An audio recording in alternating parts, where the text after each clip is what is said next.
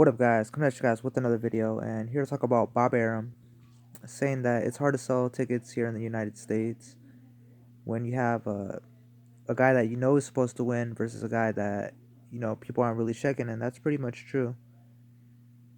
And I mean, look, it's true. If it's a 50-50 fight, even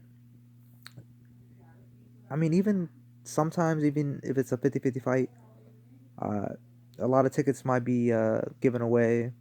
Comp make the promoters make it seem like they sold out when they really didn't.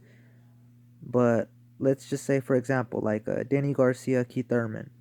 Of course, it's gonna do a good amount of crowd, as opposed to like Danny Garcia's next fight, Red Cash Garcia.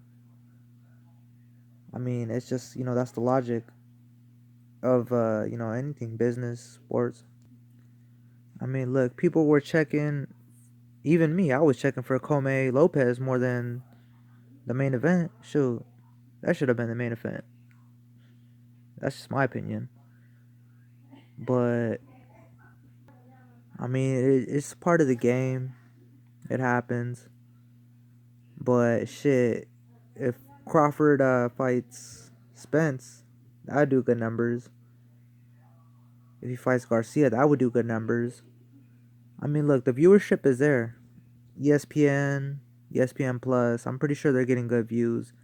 It's just that people aren't showing up to the fights. I mean, if you get bullshit fights, of course, like, people aren't gonna show up. I mean, no disrespect to Benavidez. I like Benavidez, but people weren't really looking for that fight. I mean, the Jeff Horn, that was a decent fight in my opinion, because even though I did think Pacquiao did win that fight, he kind of gave Pacquiao a little bit of trouble, and we're all wondering like, yo, how would Terrence Crawford do moving up in weight? And yeah, Jeff Horn had a good style for Crawford, and he messed him up. But even like the main event, like, yo, you look at Canelo Kovalev, that fight did horrible, and he's a big star. Like, he should be like, he's did numbers over there in Texas, does good numbers in Vegas all the time, and people weren't really looking for that fight.